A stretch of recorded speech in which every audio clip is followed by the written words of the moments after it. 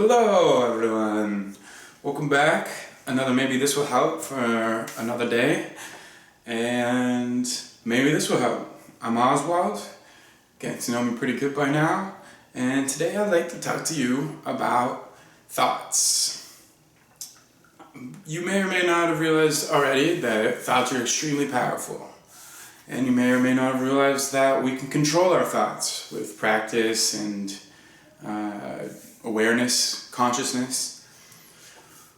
But today I was more thinking about a specific example in that obviously positive thoughts help things and negative thoughts help things, but today I have an event to go to tonight and I woke up a little bit hazy, still haven't gotten back to full swing, and I found that this looming obligation or appointment or whatever is kind of like sets up my day. I'm living for the future. Oh, I have 12 hours before I gotta go to this thing, but my day's kind of being dragged down by the loomingness of this event.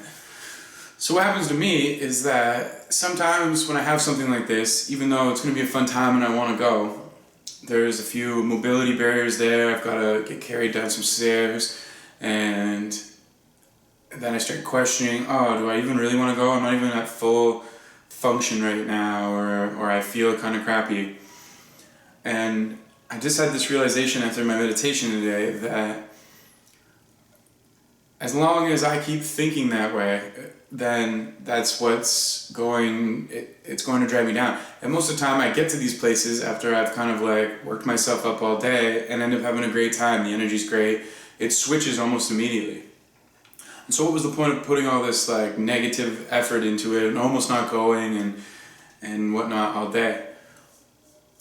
It's living in the future. You're not being present. Right now, I don't feel that great. I kind of just feel like lounging, coffee didn't like even bring me up to the level I want to be at. But I know that once I get there, it could switch. I have no idea what it's going to be like. I could be feeling great, get there, the vibe's low, and it's a low vibe. There's no point in worrying about that today until now, or until it happens. So it just goes to show you again the power of thoughts. If you wake up in the morning and you identify with the thought that, oh, I don't feel so good, one, that's already, you're identifying with a negative thought. And when you identify with thoughts, no matter when, they can affect your whole life. If you have identified with a thought when you're young, like in Eckhart Tolle's case, he says, I identified with the thought that I'm someone that bad things happen to when he was very young. And lo and behold, he was someone that bad things happened to. He suffered greatly throughout his life until his awakening, and now bad things don't happen to him because he disidentified with that thought.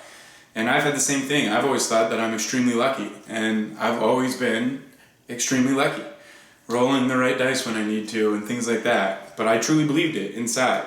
I identified with that thought, and I guess that one kind of works in my favor.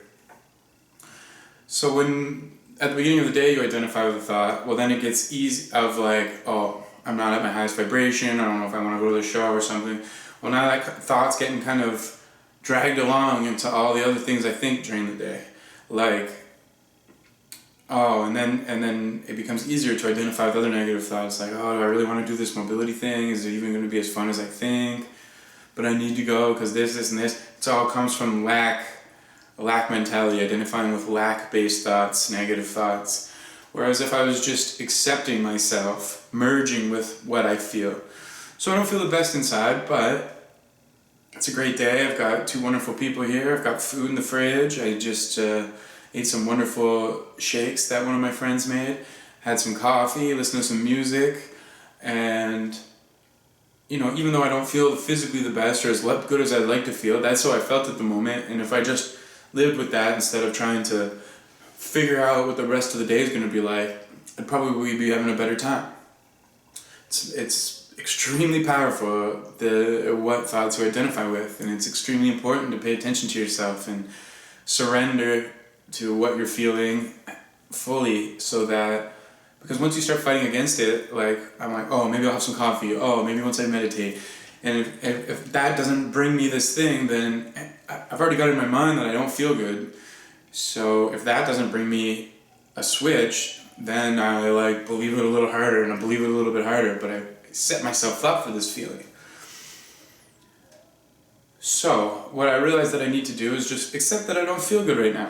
As soon as I get into that place and the music's playing and people are there and people are happy to see it and you get some hugs, you're going to be pretty much raring to go again, unless you've already got it built up into this head that you're not allowed to switch.